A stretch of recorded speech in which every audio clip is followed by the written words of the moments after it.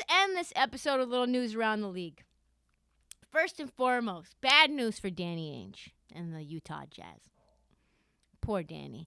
Danny doesn't get to fleece because the Knicks look now like they are facing a straight-up tampering charge over signing Jalen Brunson, which, let's face it, might be the most difficult thing to prove in the history of provability. And his dad works for the team. The guy who's running the team held Jalen Brunson when he was 2 weeks old. His former agent is running the team. His son of the agent that's now running the team is his current agent. If you don't think that this thing is like all kinds of muddled to a point where I don't even know if you got access to their text streams, whether you would even be able to know when was tampering and when wasn't. It's all tampering.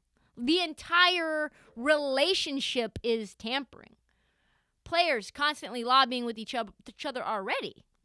You've got executives that have relationships, especially with agents that turn into GMs that used to represent players that they're currently trying to acquire that they still have very much in their phone and good relationships with. Team execs casually running into players, casually running into other executives to make trades on the DL. Adam Silver, you got to stop with this. And considering that the fact that the Knicks employed Jalen's father and that a GM is his best friend, I don't think you can prove this. The only thing, though, that won't surprise me is that Adam Silver is going to try to make an example out of the Knicks and probably take one first-round pick away. That's the silver lining. Since the Utah Jazz want all the Knicks first-rounders for Donovan Mitchell, the league just made it that much harder for Trader Danny to gouge. They call him the Gouger, for Trader Danny the Gouger to fleece the Knicks and to gouge. And truthfully, makes it much harder for the Knicks to actually acquire Mitchell to play at MSG, which is what we know he wants to do because he's basically been on a tour of every New York sports team from the time his team got bounced out of the playoffs to, I don't know, probably right when this podcast is airing. Moving on, Jovan Buha, one of the best in the game at The Athletic, dropped an interesting piece of kind of an all-around-the-league segment as well.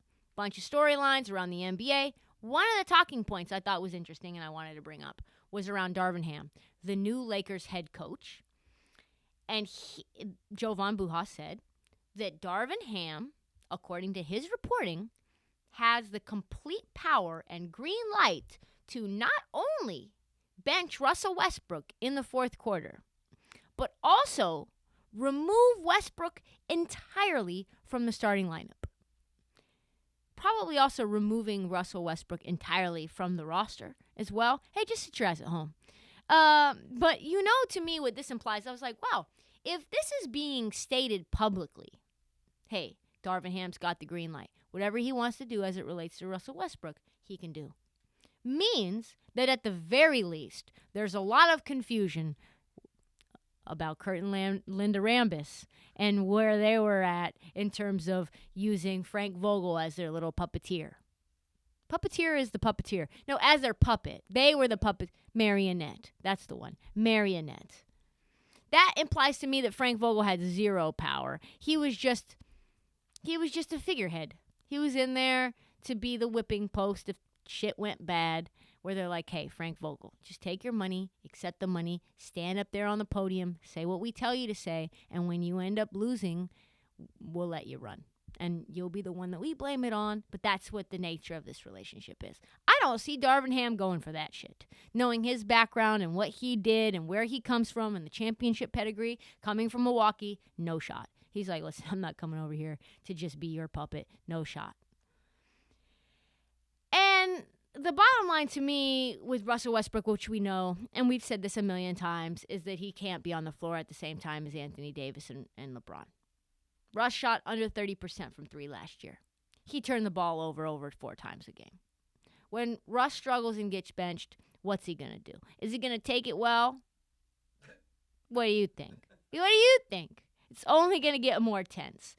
So I think there's going to be a lot of Laker finger-pointing. I think we're going to hear more from Linda and Kurt Rambis. There's going to be chatter around that. Who knows what happens with our man Rob Pelinka? Maybe he gets on the hot seat. And I'm not trying to pile on Russ because at one point I think if he's the primary ball handler for a team, he can be very effective. But there's not that many teams that want him to be their primary ball handler because in the case of him and Ben Simmons, you have to be able to shoot a jump shot effectively to be that. So I don't know. What does that mean? Does it mean he thugs it out on the bench? He's just a guy, 12th, 13th man on the bench, just getting Gatorades for the rest of the crew? Is he now just bringing up team equipment on the bus? Is he just the rah-rah guy? I don't know. Does he get traded? Does he get bought out? Does he get traded then bought out? Does he retire? But all I know is based on this reporting, Russ is not getting 35 minutes a game again, which is good for the Lakers, not good for Russ, and not great for Heat Check where there's lots of drama to cover. Finally, big news for the Heat Checkers. I've been looking for this for a long time now. It's a hard thing to find. And something happened. It was just great fortune for me, is that on Twitter, the thing that I've been trying to acquire for so long was up for sale. A PS5, folks, from Jeanie Buss herself, selling a PS5 for the low, low price of $540, all for charity. She only had 3. I got one. I happened to get one of the PS5s. I haven't gotten the PS5 yet, but I paid the $540. And the problem was after that, there was a retweeted tweet from the Lakers saying that Jeanie Buss got her account hacked. So Jeanie Buss, before her account got hacked, she was selling off all of her stuff. She's selling off all her PS5s.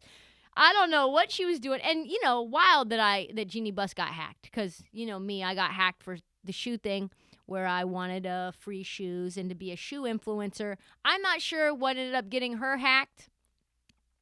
And I'm not sure what the hackers' password that they found was. Like, to me, do you think her password was closer to Phil and Jeanie 0824 or Lakers Boss Bitch 2010, which was the last time the Lakers won a ring? Like, to me, I think it's probably Lakers Boss Bitch 2010. My girl Jeanie Buss got caught in the Nigerian print scam with the same photo of the PS5 that everybody else had when they got hacked. I DM'd her, and she DM'd me back in all seriousness. So when she gets her account back, we will have that interaction back and forth via DM, which means now I have access to her DMs moving forward. Just a little hack of my own trick. Once you go back and forth with the celebrity, they cannot. You've had it. The interaction has happened. So maybe we'll get Jeanie Buss on the pod and ask her about those PS5s.